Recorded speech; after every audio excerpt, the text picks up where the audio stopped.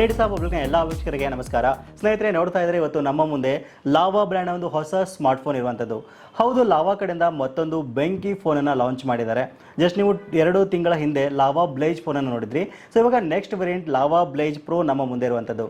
So ನೀವೇನಾದರೂ ಒಂದು 10,000 ರೂಪಾಯಿ ಬಜೆಟ್ನಲ್ಲಿ ಒಂದು ಬೆಂಕಿ ಫೋನನ್ನು ಖರೀದಿ ಮಾಡಬೇಕಾಗಿತ್ತು ಅಂದ್ಕೊಂಡಿದ್ದೀರಾ ಅಂತಂದರೆ ಇವತ್ತಿನ ಎಪಿಸೋಡ್ ನಿಮಗೆ ತುಂಬ ಯೂಸ್ಫುಲ್ ಆಗುತ್ತೆ ಅಂತ ಹೇಳ್ಬೋದು. ಸೊ ಹಾಗಾದರೆ ಬನ್ನಿ, ಟೈಮ್ ವೇಸ್ಟ್ ಮಾಡೋದು ಬೇಡ. ಈ ಒಂದು lava blaze pro mobile phone ಏನು ಚೆನ್ನಾಗಿದೆ, ಏನು ಚೆನ್ನಾಗಿಲ್ಲ, ಇದ್ರ ಬಗ್ಗೆ ಡೀಟೇಲ್ಸ್ಗೆ ಡಿಸ್ಕಷನ್ ಮಾಡ್ತಾ ಹೋಗೋಣ. ವಿಡಿಯೋನ ಸ್ಕಿಪ್ ಮಾಡದೆ ಕೊನೆವರೆಗೂ ನೋಡಿ. ಈ ವಿಡಿಯೋನ ನೀವು ಲೈಕ್ ಮಾಡೋ ಮೂಲಕ ನಮಗೆ ಸಪೋರ್ಟ್ ಮಾಡ್ಬೋದು. ಸೊ ನಿಮಗೆ ಪರಿಚಯ ಮಾಡ್ಕೊಡೋಕ್ಕೆ ಅಂತ ಲಾವಾ ಕಡೆಯಿಂದ ಒಂದು ಬಾಕ್ಸ್ ನಮಗೆ ಕಳಿಸ್ಕೊಟ್ಟಿದ್ದಾರೆ. ನೋಡ್ತಾ ಇದ್ದೀರಾ, ಬಾಕ್ಸ್ನ ಮೇಲ್ಗಡೆ ಭಾಗದಲ್ಲಿ ಬ್ಲೇಜ್ ಪ್ರೋ ಅಂತ ಇಲ್ಲಿ ಮೆನ್ಷನ್ ಮಾಡಿರುವಂಥದ್ದು. ಜಸ್ಟ್ ಈಗ ಬಾಕ್ಸನ್ನು ಓಪನ್ ಮಾಡೋಣ. ವಾವ್, ಒಂದು ಲೆಟರ್ ರೋಲಲ್ಲಿ ಕಳಿಸ್ಕೊಟ್ಟಿರುವಂಥದ್ದು. ಜೊತೆಗೆ ಒಂದು ದುರ್ಬಿನ್ ಸಹಿತ ಇದೆ. ಯಾಕೆಂದರೆ ಲೆಟರ್ ರೋಲಲ್ಲಿ ತುಂಬ ಸ್ಮಾಲ್ ಆಗಿ ಅಕ್ಷರಗಳಿರೋದ್ರಿಂದ ಇದನ್ನ ಓದೋಕೆ ಒಂದು ದುರ್ಬಿನ್ ಕೊಟ್ಟಿರುವಂಥದ್ದು. ತುಂಬ ಡಿಫ್ರೆಂಟ್ ಆಗಿದೆ ಬಾಕ್ಸ್, ಆಯಿತಾ. ಲಾವಾ ಯಾವುದೇ ಒಂದು ಬ್ರ್ಯಾಂಡ್ಗೆ ಕಮ್ಮಿ ಇಲ್ಲ ಅಂತಲೇ ಹೇಳ್ಬೋದು. ಆ ರೇಂಜ್ಗೆ ಒಂದು ಬಾಕ್ಸ್ನ ರೆಡಿ ಮಾಡಿದ್ದಾರೆ. ಸೊ ಇದು ಸ್ಪೆಷಲ್ ಆಗಿ ರಿವ್ಯೂ ಯೂನಿಟ್ ಆಗಿರೋದ್ರಿಂದ ಈ ರೀತಿಯಾಗಿ ನಮಗೆ ಕಳಿಸ್ಕೊಟ್ಟಿದ್ದಾರೆ. ಸೊ ಈಗ ಆ್ಯಕ್ಚುಯಲ್ ಫೋನ್ ಬಾಕ್ಸ್ ನೋಡೋಕ್ಕೆ ನಮಗೆ ಈ ರೀತಿಯಾಗಿ ಸಿಗ್ತಾ ಇರುವಂಥದ್ದು. ನೋಡ್ತಾ ಇದ್ರೆ ಮೇಲ್ಗಡೆ ಭಾಗದಲ್ಲಿ ಕಾರ್ತಿಕ್ ಆರ್ಯನ್ ಬ್ರ್ಯಾಂಡ್ ಅಂಬಾಸಿಡರ್ ಫೋಟೋನ ಕೊಟ್ಟಿದ್ದಾರೆ. ಸೊ ಅದಕ್ಕಿಂತ ಮೊದಲು ಈ ಬಾಕ್ಸ್ನ ಸೈಡ್ಗೆ ಇಟ್ಬಿಟ್ಟು ನೆಕ್ಸ್ಟ್ ಈ ಬಾಕ್ಸ್ ಬಗ್ಗೆ ಮಾತಾಡೋದಾದ್ರೆ, ನೋಡ್ತಾ ಇದ್ರೆ ಬಾಕ್ಸ್ನ ಮೇಲ್ಗಡೆ ಭಾಗದಲ್ಲಿ ಲಾವಾ ಅಂತ ಬ್ರ್ಯಾಂಡಿಂಗ್ನ ಮೆನ್ಷನ್ ಮಾಡಿರುವಂಥದ್ದು. ಪಕ್ಕದಲ್ಲಿ ಬ್ಲೇಜ್ ಪ್ರೋ ಅಂತ ಇಲ್ಲಿ ಮಾಡೆಲ್ ನೇಮನ್ನು ಕೊಟ್ಟಿದ್ದಾರೆ. ಇನ್ನು ಬಾಕ್ಸ್ನ ಮತ್ತೊಂದು ಭಾಗದಲ್ಲಿ ಪ್ರೌಡ್ಲಿ ಇಂಡಿಯನ್ ಅಂತ ಹೇಳ್ತಾ ಇರುವಂಥದ್ದು. ಮತ್ತೊಂದು ಭಾಗದಲ್ಲಿ ಲಾವಾ ಅಂತ ಬ್ರ್ಯಾಂಡಿಂಗನ್ನು ಮೆನ್ಷನ್ ಮಾಡಿದ್ದಾರೆ. ಇನ್ನು ಬಾಕ್ಸ್ನ ಹಿಂದ್ಗಡೆ ಭಾಗದಲ್ಲಿ ಒಂದು ಕಲರ್ ವೇರಿಯಂಟ್ಸ್ ಬಗ್ಗೆ ನಮಗೆ ಇನ್ಫಾರ್ಮೇಷನ್ ಸಿಗುತ್ತೆ. ಟೋಟಲ್ ಆಗಿ 4 ಕಲರ್ ವೇರಿಯಂಟಲ್ಲಿ ಒಂದು ಮೊಬೈಲ್ ಫೋನ್ ನಮಗೆ ಸಿಗ್ತಾ ಇರುವಂಥದ್ದು. ಇನ್ನು ಕೆಳಗಡೆ ಭಾಗದಲ್ಲಿ ಇದರ ಒಂದು ಎಲ್ಲ ಸ್ಪೆಸಿಫಿಕೇಶನ್ ಮೆನ್ಷನ್ ಮಾಡಿದ್ದಾರೆ. ಇದ್ರ ಬಗ್ಗೆ ಡೀಟೇಲ್ ಆಗಿ ಡಿಸ್ಕಷನ್ ಮಾಡೋಣ. ಇನ್ನು ಕೆಳಗಡೆ ಭಾಗದಲ್ಲಿ ಮೇಡ್ ಇನ್ ಇಂಡಿಯಾ ಅಂತ ಹೇಳ್ತಾ ಇದ್ದಾರೆ. ಓಕೆ, ಈಗ ಬಾಕ್ಸ್ ಅನ್ನ ಓಪನ್ ಮಾಡೋಣ. ನೋಡ್ತಾ ಇದ್ರ ಮೊದಲೇದಾಗಿ ನಮಗೆ ಒಂದು ಟ್ರಾನ್ಸ್ಪರೆಂಟ್ ಕೇಸನ್ನು ಇಲ್ಲಿ ಕೊಟ್ಟಿದ್ದಾರೆ. ಜೊತೆಗೆ ಒಂದು ಸಿಮ್ ಇಜೆಕ್ಟಿಂಗ್ ಟೂಲ್ ಕೊಟ್ಟಿರುವಂಥದ್ದು. ಇದನ್ನ ಬಿಟ್ಟರೆ ಒಂದು ಪೇಪರ್ ಇಲ್ಲಿ ಕೊಟ್ಟಿದ್ದಾರೆ. ಫ್ರೀ ಸರ್ವಿಸ್ ಎಟ್ ಹೋಮ್ ಅಂತ ಹೇಳ್ತಾ ಇರುವಂಥದ್ದು. ಇದನ್ನ ಬಿಟ್ಟರೆ ನೋಡ್ತಾ ಇದ್ರೆ ಡಿವೈಸ್ ನೋಡೋಕೆ ನಮಗೆ ಈ ರೀತಿಯಾಗಿ ಸಿಗ್ತಾ ಇದೆ. ಇದನ್ನ ಹೊರತುಪಡಿಸಿದ್ರೆ ಒಂದು ಚಾರ್ಜಿಂಗ್ ಅಡಾಪ್ಟರ್ ಕೊಟ್ಟಿರುವಂಥದ್ದು.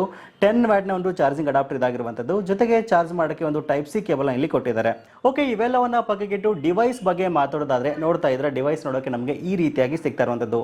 ಒಂದು ಬೆಂಕಿ ಫೋನನ್ನು ಲಾವಾ ಕಡೆಯಿಂದ ಲಾಂಚ್ ಮಾಡಿದ್ದಾರೆ ಅಂತ ಹೇಳ್ಬೋದು. ಕೇವಲ 10,000 ರೂಪಾಯಿಗೆ ಒಂದು ಪ್ರೀಮಿಯಂ ಫೋನ್ ನಮಗೆ ಸಿಗ್ತಾ ಇದೆ ಅಂತಂದರೆ ಒಂದು ಸಖತ್ತಾಗಿದೆ ಅಂತ ಹೇಳ್ಬೋದು. ಮೊದಲನೇದಾಗಿ ಈ ಡಿವೈಸ್ನ ಲುಕ್, ಡಿಸೈನ್ ಮತ್ತು ಬಿಲ್ಡ್ ಕ್ವಾಲಿಟಿ ಬಗ್ಗೆ ಮಾತಾಡಿದ್ದಾರೆ. ಲುಕ್ ಮತ್ತು ಡಿಸೈನಲ್ಲಿ 2 ಮಾತಾ ಇಲ್ಲ, ಆಸಮ್ ಆಗಿದೆ ಅಂತ ಹೇಳ್ಬೋದು.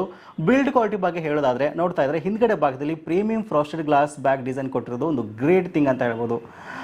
ಯಾವುದೇ ಒಂದು ಬ್ರ್ಯಾಂಡ್ನವರು ಈ ಬಜೆಟ್ನಲ್ಲಿ ಒಂದು ಗ್ಲಾಸ್ ಬ್ಯಾಕ್ ಡಿಸೈನ್ ಕೊಡೋದು ತುಂಬ ಅಂದರೆ ತುಂಬ ರೇರ್ ಅಂತ ಹೇಳ್ಬೋದು. ಸೊ ಸಖತ್ತಾಗಿದೆ.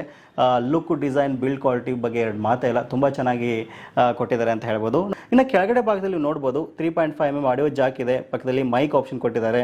ಚಾರ್ಜ್ ಮಾಡೋಕ್ಕೆ ಚಾರ್ಜಿಂಗ್ ಪೋರ್ಟ್ ಕೊಟ್ಟಿರುವಂಥದ್ದು. ಇದಾದ ನಂತರ ಒಂದು ಸ್ಪೀಕರ್ ಗ್ರಿಲ್ಸನ್ನು ಇಲ್ಲಿ ಕೊಟ್ಟಿದ್ದಾರೆ. ಇನ್ನು ಫೋನ್ನ ಒಂದು ಲೆಫ್ಟ್ ಸೈಡ್ನಲ್ಲಿ ಸಿಮ್ ಹಾಕೋಕ್ಕೆ ಅಂತ ಒಂದು ಆಪ್ಷನ್ ಇಲ್ಲಿ ಕೊಟ್ಟಿದ್ದಾರೆ. ಇನ್ನು ರೈಟ್ ಸೈಡ್ನಲ್ಲಿ ನೋಡ್ತಾ ಇದ್ದಾರೆ ಸೈಡ್ ಮೌಂಟೆಡ್ ಫಿಂಗರ್ ಪ್ರಿಂಟ್ ಜೊತೆಗೆ ವ್ಯಾಲ್ಯೂಮ್ ಕಂಟ್ರೋಲ್ಸ್ ಬಟನ್ ಕೊಟ್ಟಿದ್ದಾರೆ. ಇನ್ನು ಮೇಲ್ಗಡೆ ಭಾಗದಲ್ಲಿ ಯಾವುದೇ ಒಂದು ಆಪ್ಷನ್ ಇಲ್ಲಿ ಕೊಟ್ಟಿಲ್ಲ. ಮುಂದ್ಗಡೆ ಭಾಗದಲ್ಲಿ ಒಂದು ಸೆಲ್ಫಿ ಕ್ಯಾಮ್ರಾ ಕೊಟ್ಟಿದ್ದಾರೆ. ಒಂದು ನಾಚ್ ಡಿಸ್ಪ್ಲೇ ಇಲ್ಲಿ ನಿಮಗೆ ನೋಡೋಕೆ ಸಿಗ್ತಾ ಇರುವಂಥದ್ದು. ಇನ್ನು ಡಿಸ್ಪ್ಲೇ ಬಗ್ಗೆ ಹೇಳೋದಾದ್ರೆ, ನೋಡ್ತಾ ಇದ್ರೆ ಇಲ್ಲಿ ನಮಗೆ 6.5 ಇಂಚಸ್ನ ಒಂದು IPS HD ಪ್ಲಸ್ ಡಿಸ್ಪ್ಲೇ ಇಲ್ಲಿ ಕೊಟ್ಟಿದ್ದಾರೆ. ವಿತ್ 90 Hz ರಿಫ್ರೆಶ್ ರೇಟ್ ಇಲ್ಲಿ ಕೊಟ್ಟಿರೋದ್ರಿಂದ ನೀವೇನಾದರೂ ಗೇಮಿಂಗ್ ಪರ್ಪಸ್ಗೆ ಅಥವಾ ವಿಡಿಯೋಸ್ ನೋಡೋಕ್ಕೆ ಅಥವಾ ನೀವು ಒಂದು ಆನ್ಲೈನ್ ಕ್ಲಾಸಸ್ನ ಅಟೆಂಡ್ ಮಾಡ್ತೀರಾ ಅಂತಂದ್ರೆ ಒಂದು ಬೆಸ್ಟ್ ಎಕ್ಸ್ಪೀರಿಯನ್ಸ್ ನೀವು ಈ ಒಂದು ಡಿಸ್ಪ್ಲೇದಲ್ಲಿ ಆರಾಮಾಗಿ ತಗೊಳ್ಬಹುದು. ಇನ್ನು ಚಿಪ್ಸೆಟ್ ಬಗ್ಗೆ ಮಾತಾಡೋದಾದ್ರೆ, ಈ ಫೋನಲ್ಲಿ ಮೀಡಿಯಾಟೆಕ್ನ ಒಂದು ಹೀಲಿಯೋ G37 ಪ್ರೊಸೆಸರ್ ಇಲ್ಲಿ ಕೊಟ್ಟಿರುವಂಥದ್ದು. ಇದೊಂದು ಆಕ್ಟಾಕೋರ್ ಪ್ರೊಸೆಸ್ ಆಗಿರೋದ್ರಿಂದ ಒಂದು ಎಂಟ್ರಿ ಲೆವೆಲ್ ಗೇಮಿಂಗ್ ಸ್ಮಾರ್ಟ್ಫೋನ್ಗೆ ಇದನ್ನ ಯೂಸ್ವಲಿ ಯೂಸ್ ಮಾಡ್ತಾರೆ. ಇದರೊಂದು ಕ್ಲಾಕ್ ಸ್ಪೀಡ್ ಬಂದ್ಬಿಟ್ಟು 2.3 GHz ಅಂತ ಹೇಳ್ಬೋದು. ನೀವು ಒಂದು ಗೇಮಿಂಗ್ ಪರ್ಪಸ್ಗೆ ಅಥವಾ ಡೇ ಟು ಡೇ ಯೂಸೇಜ್ಗೆ, ಆಮೇಲೆ ಮಲ್ಟಿ ಟಾಸ್ಕಿಂಗ್ಗೆ ಈ ಒಂದು ಪ್ರೊಸೆಸರ್ ಆರಾಮಾಗಿ ಯೂಸ್ ಮಾಡ್ಬೋದು. ಚೆನ್ನಾಗಿದೆ ಪ್ರೊಸೆಸರ್ ಇದು. ಓಕೆನಾ, ಈ ಫೋನ್ ಕ್ಯಾಮ್ರಾ ಬಗ್ಗೆ ಮಾತಾಡೋದಾದ್ರೆ, ನೋಡ್ತಾ ಇದ್ರೆ ಹಿಂದ್ಗಡೆ ಭಾಗದಲ್ಲಿ ಟ್ರಿಪಲ್ ಕ್ಯಾಮ್ರಾ ಸೆಟಪ್ ಅನ್ನ ನಮಗೆ ಕೊಟ್ಟಿದ್ದಾರೆ. 50 MP ಒಂದು ಪ್ರೈಮರಿ ಕ್ಯಾಮ್ರಾವನ್ನು ನಾವು ಇಲ್ಲಿ ನೋಡಬಹುದು. AI ಕ್ಯಾಮ್ರಾ ಅಂತ ಹೇಳ್ತಾ ಇದ್ದಾರೆ. ಇನ್ನು ಮುಂದ್ಗಡೆ ಭಾಗದಲ್ಲಿ 8 MP ಸೆಲ್ಫಿ ಕ್ಯಾಮ್ರಾವನ್ನು ಇಲ್ಲಿ ಕೊಟ್ಟಿದ್ದಾರೆ. ಸೊ ಫೋಟೋಸ್ ಕ್ವಾಲಿಟಿ ಬಗ್ಗೆ ಮಾತಾಡೋದಾದ್ರೆ, ನೋಡ್ತಾ ಇದ್ರೆ ಒಂದಿಷ್ಟು ಸ್ಯಾಂಪಲ್ ಫೋಟೋಸ್ ನಾನು ಇಲ್ಲಿ ಹಾಕಿದ್ದೀನಿ. ಸೊ ನೀವು ಡೇ ಟೈಮಲ್ಲಿ ಫೋಟೋಸ್ನ ತೆಗಿತೀರಾ ಅಂತಂದ್ರೆ ಒಂದು ಒಳ್ಳೆಯ ಒಂದು ಫೋಟೋಸ್ಗಳು ಆರಾಮಾಗಿ ಇದರಲ್ಲಿ ನೀವು ಕ್ಲಿಕ್ ಮಾಡ್ಬೋದು.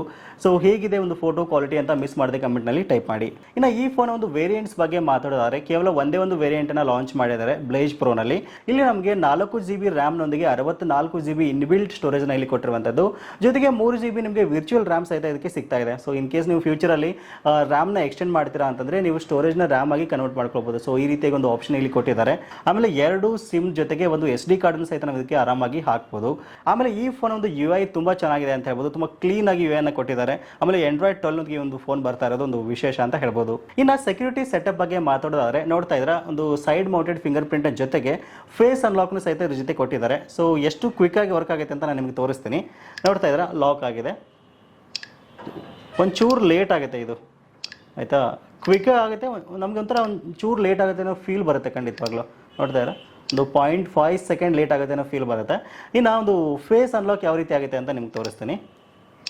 ನೋಡ್ತಾ ಇದ್ದೀರಾ, face unlock side mounted finger ಪ್ರಿಂಟ್ಗಿಂತನೂ ಬೇಗ ಆಗುತ್ತೆ, ಕ್ವಿಕ್ ಆಗುತ್ತೆ ಅಂತ ಫೀಲ್ ಅನ್ನಿಸ್ತು ನನಗೆ. ಚೆನ್ನಾಗಿದೆ. ಓಕೆನಾ, ನೆಕ್ಸ್ಟು ಬ್ಯಾಟ್ರಿ ಪರ್ಫಾರ್ಮೆನ್ಸ್ ಬಗ್ಗೆ ಮಾತಾಡೋದಾದ್ರೆ ಒಂದು 5000 mAh ಬ್ಯಾಟ್ರಿನ ಈ ಫೋನೊಂದಿಗೆ ಕೊಟ್ಟಿದ್ದಾರೆ. ಸೊ ನೀವು ಡೇ ಟು ಡೇ ಯೂಸಸ್ಗೆ, ಮಲ್ಟಿ ಟಾಸ್ಕಿಂಗ್ಗೆ, ಈವನ್ ಗೇಮಿಂಗಿಗೆ ಸಹಿತ ಒಂದು ಬೆಸ್ಟ್ ಆದ ಒಂದು ಬ್ಯಾಟ್ರಿನಲ್ಲಿ ಕೊಟ್ಟಿದ್ದಾರೆ ಅಂತ ಹೇಳ್ಬೋದು. ಇನ್ನು ಚಾರ್ಜ್ ಮಾಡೋಕ್ಕೆ 10 ವ್ಯಾಟ್ನ ಒಂದು ಚಾರ್ಜಿಂಗ್ ಅಡಾಪ್ಟರ್ ಕೊಟ್ಟಿದ್ದಾರೆ.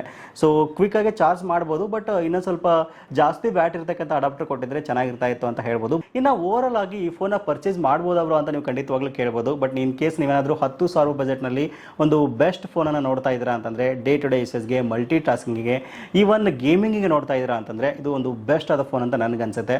10,000 ರೂಪಾಯಿಗೆ ನಾವು ಇದನ್ನ ಆರಾಮಾಗಿ ಕಣ್ಣು ಮುಚ್ಕೊಂಡು ತೊಗೊಳ್ಬೋದು. ಇನ್ ಕೇಸ್ ನಿಮಗೆ ಇಂಟ್ರೆಸ್ಟ್ ಇತ್ತು ಅಂತಂದರೆ ವಿಡಿಯೋದ ಡಿಸ್ಕ್ರಿಪ್ಷನಲ್ಲಿ ನೇರವಾದ ಲಿಂಕನ್ನು ಕೊಟ್ಟಿರ್ತೀನಿ, ಒಂದ್ಸರಿ ಚೆಕ್ ಮಾಡಿ ಇಷ್ಟ ಆಗಿತ್ತು ಅಂತಂದರೆ ಆರಾಮಾಗಿ ಪರ್ಚೇಸ್ ಮಾಡ್ಬೋದು.